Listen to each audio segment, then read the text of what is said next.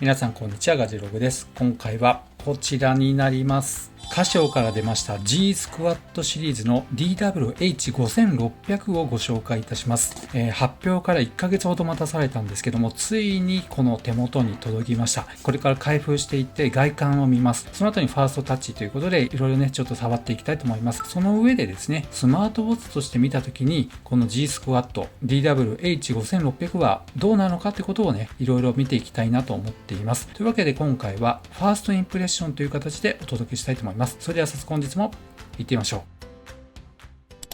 というわけで送られてきたものがこのようにね、シュリンクパックはされていませんでした。紙のパッケージになっていました。このように開きます。すごいですね。全面的にエコロジーを感じます。麻のね、袋に入っていました。G-SHOCK DWH5601JR ということで日本向けのモデルになっています。定価が 41,800 円ですね。内容物はこのようになっています。まず DWH5600 本体、そして充電ケーブルになりますね。そして取扱説明書が入っています。説明書にざっとですけど、主な特徴が出ています。正確な時刻を表示します。またスマートフォンと通信できますということですね。専用アプリを入れて Bluetooth で接続するということになります。ちなみにアプリでできることは自動時刻修正、ウォッチ本体の設定ですね。またスマートフォンへの着信や通知を本機で放置。また時計で計測した日常の行動やアクティビティの記録を確認ということになっています。これらを同期してアプリで確認できるということになるわけですね。そしてさらに日常の行動を記録ということですね。歩数計が入っていますし、消費カロリー、また歩行、走行、自転車などの行動を記録することもできるようです。さらには運動のサポートに活用できます。そして身体の回復のサポートにも活用。さらに豊富な機能としてストップウォッチタイマー、アラームですね。またワールドタイムということで、このあたりはね、通常の G-SHOCK と変わらない機能になりま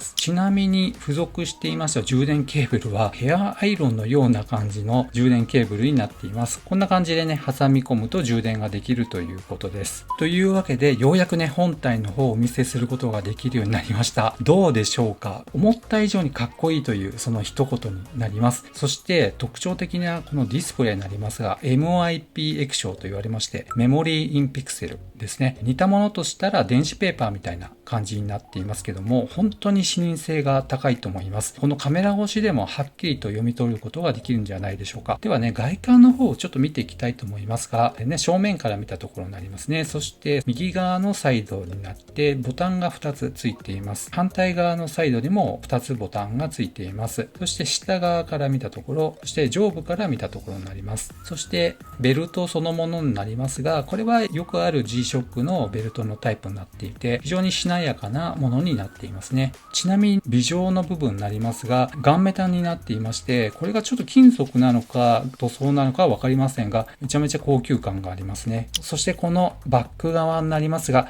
すごいですね。このメカニカル感っていうんでしょうか。昔のアニメのロボットにね、こんなようなデザインのロボットがいたような気がするんですけど、名前が出てこないんですけど、とにかくすごいメカニカルな感じがします。光学心拍センサーと他のね、センサーもついているようですが、こんなにね、別々になっているのはちょっと初めてですね。そしてこちらに充電用の金属端子がついています。今装着してみましたけども、やはりね、ちょっと余ってしまいますね。私の腕周り、ちなみに15センチほどになるんですけども、こんな感じのイメージになります。ですので、腕周りがもう少しある方であれば、この辺の部分はしっかり収納できるんじゃないかなと思います。ということで、どうでしょうか？いやー、ごっついですけど、かっこいいですね。これちょっとテンション上がりますね。ちなみにですけども、スマートウォッチはこういったディスプレイね、タッチセンサーついていて、スワイプして操作することができますが、こちらはその機能はついていません。すべてサイドにあるボタンで操作するということになります。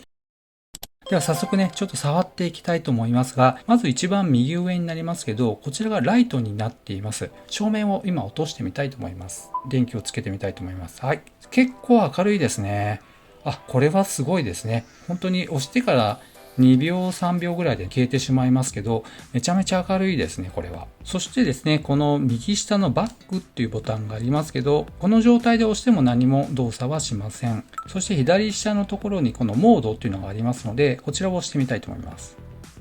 今ね、ノーティフィケーションと出ましたので、通知の機能になります。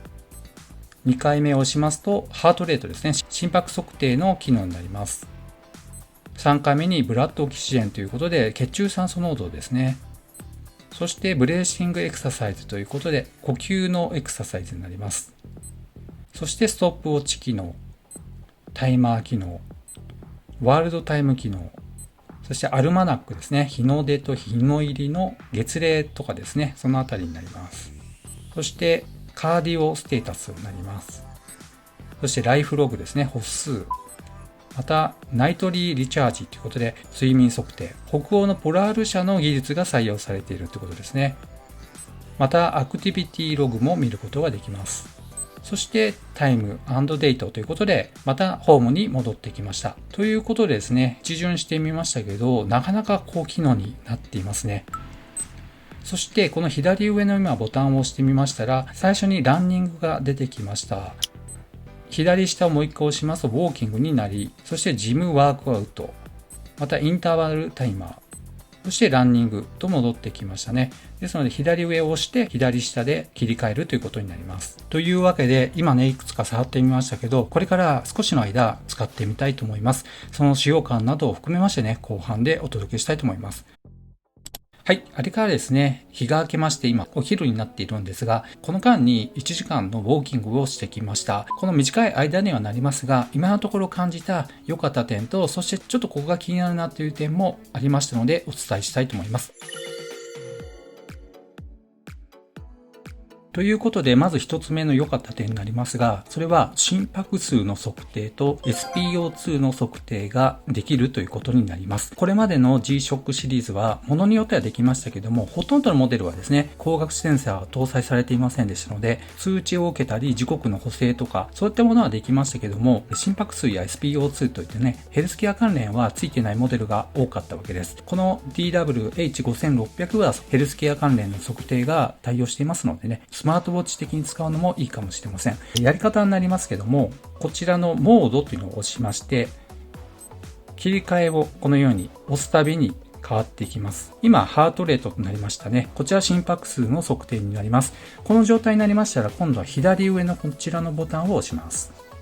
そうしますと、現在の私の心拍数が出ています。109と出ています。リアルタイムに表示されていまして、話しながらやっていますので上がってきていますが、こんな風にして心拍数の測定をリアルタイムで見ることができます。そしてね、1時間のウォーキングをやっていましたので、本日の最高は159、下は57ですね。おそらく睡眠中の心拍数だと思います。止め方になりますが、この右下のところですね。戻るということになりまして、先ほどの画面に戻りました。そしてもう一度モードを切り替えますと、次にブラッドオキシジェンということで SpO2 測定の画面になります。やはりこれで良ければ決定を押しますと、このような画面になりまして、もう一度押して、現在測定中になります。だいぶね、操作慣れましたね。ちなみにこちらは手動になりますので、測定をしたい時に行うということになります。現在 96% ということで非常に良好になっています。G-SHOCK でこれができるっていうのは今までの感覚からすると非常に新鮮ですね。そして次に良かった点になりますが、このディスプレイになりますが、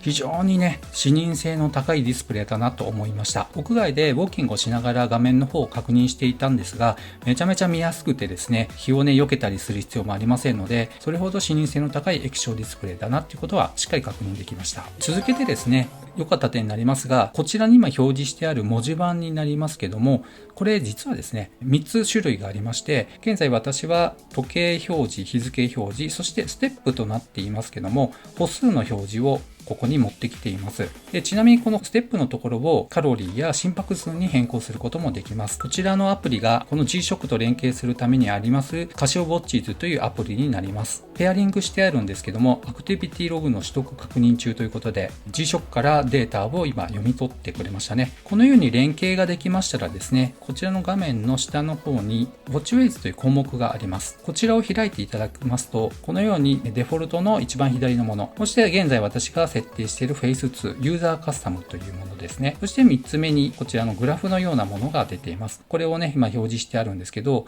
ここのユーザーカスタム詳細とありますが、この歩数になっているところを編集と押しますと、トレーニングのステータスや月間走行距離とか、いろんなデータをそちらの方に割り当てることができます。例えば、月間走行距離ということで、今日ウォーキングしてきましたので、どうなるかやってみたいと思います。反映されましたね。ディスタンス1キロと出ています。これは直線距離1キロの部分でウォーキングのワークアウトを測定したので1キロとなっています。本当は5キロぐらいね、歩いているんですけど、ワークアウトとして記録されたものになりますね。では次にね、最高最低心拍数っていうのにやってみたいと思います。どうでしょうか。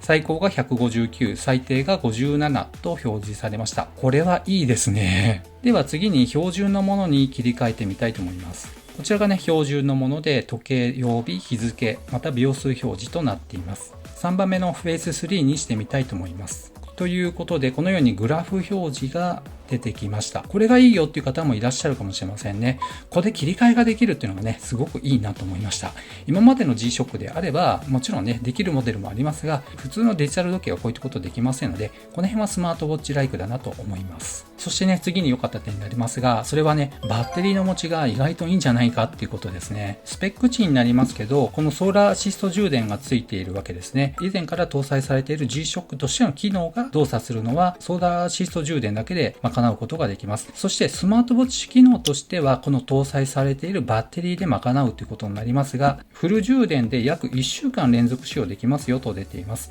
1日約1時間使用の場合とありますので、1時間ウォーキングなどしますと、それだけで1日分使ってしまうわけですので、私の場合はね、もう少し短いんじゃないかなという気はします。心拍数測定とかね、いろいろ触ったり、通知などいろいろ来たりしますので、もう少し短くなってしまうかもしれません。ということを前提にしてみても、まだね、使い始めて24時間経っていませんが、当然ながらね、ここの電池のバッテリー残量、満充電にしてから全く減っていません。ということで、予想以上にいいんじゃないかなという気はします。で、今日はですね、屋外で1時間ウォーキングしている時に、ここ日光がね、ずっと当たっていたと思いますので、ほぼね、フル充電できている状態だと思います。ソーラーアシスト充電されたものも、スマートウォッチ機能に電力としてね、反映されて、内蔵のバッテリーも充電できたらね、より一層いいんじゃないかなと思います。そして短い期間ですが、今のところ良かったなと思うのは、LINE の通知がね、しっかり受信できるということになります。やっぱりこの受信ができるのを見たときに、スマートウォッチだなと思いました。G-SHOCK でそれができるっていうのはすごくいいなと思います。ではこれから LINE の音声通話の着信時の挙動、そして LINE のメッセージが来たときにどんな感じなのか含めましてね、テストの方やってみたいと思います。今発信しました。はい、来ましたね。LINE 音声通話を着信中と出ています。呼び出し中、バイブで震えてくれる設定になっていまして、震えてくれて、なおかつピッピッピッとね、教えてくれるわけですね。では、相手が切った場合どうなるかやってみたいと思います。はい。ということで、LINE の不在着信通知もちゃんと来ました。これはすごいですね。G-SHOCK でこれができてるっていうことだけでもう結構ね、私感激してしまうんですけど、これは来ましたね。では次に LINE のメッセージを送信してみたいと思います。はい、送りました。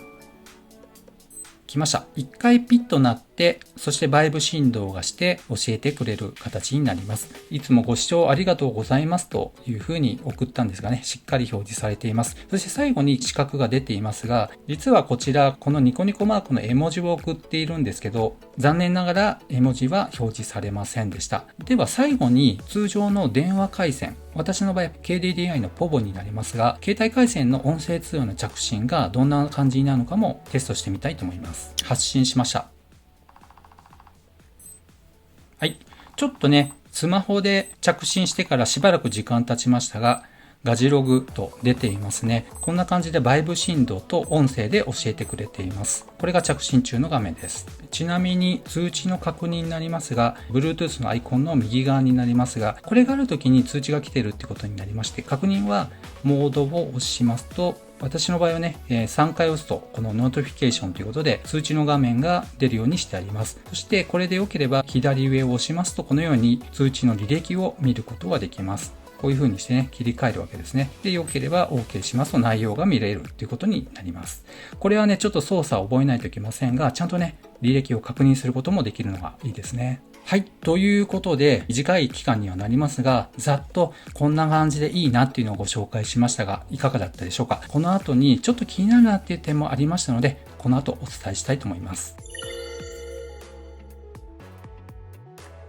まずその一つ目になりますけど、歩数精度はどんなものかと思いまして、検証のために1キロでどれぐらい歩数になるのかを数えてみました。で、その結果がこちらに表示されています。私個人でカウントした歩数っていうのは1361歩だったんですね。G-SHOCK の方はどれぐらいカウントしているのか確認したかったんですが、一切出てきません。画面を変えてみましたけど、こちらにも出てきませんし、こちらの画面にも一切出てきません。ということで、ワークアウトの履歴の中にいろんな事細かなデータが出ているんですけど、歩数データが出てないっていうのはちょっと惜しいなと個人的には思ってしまいました。そして次の気になるなという点になりますが、以前からの G-SHOCK ユーザーの方であれば、この右サイドにあるボタン、左サイドにあるボタンを含めまして、操作系統いろいろ分かってらっしゃるってことが多いんじゃないかなと思います。ただ私みたいに G-SHOCK 普段つけていない方からすると、操作がなかなか難しいなと思いました。操作系統に関しまして初めての方にはちょっとね、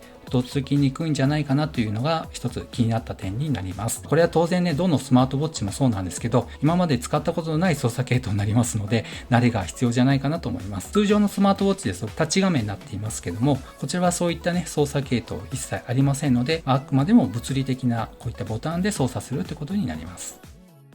はい。というわけで、今のところ感じたファーストインプレッションになりますが、良かった点と、そしてちょっとね、気になるなっていう点をお伝えしましたが、いかがだったでしょうか。とはいえ、あくまでも G-SHOCK ベースにスマートウォッチ機能が入ってきていますので、他のスマートウォッチと比べるっていうのはちょっとね、また違うんじゃないかなと、それは思います。ということで、どんな方にね、おすすめかっていうと、やっぱり G-SHOCK をこれまで使ってきた方が一番の乗り換えユーザーじゃないかなという気はします。G-SHOCK にスマートウォッチ機能が乗ってきたということになります。ただ、他のスマートウォッチとは同等の機能ではないということは一つ踏まえておく必要があります。ということで、今回は以上となります。この動画が良かったよという方は高評価、そしてまだの方はぜひこの機会にチャンネル登録をお願いいたします。ではまた次の動画でお会いしましょ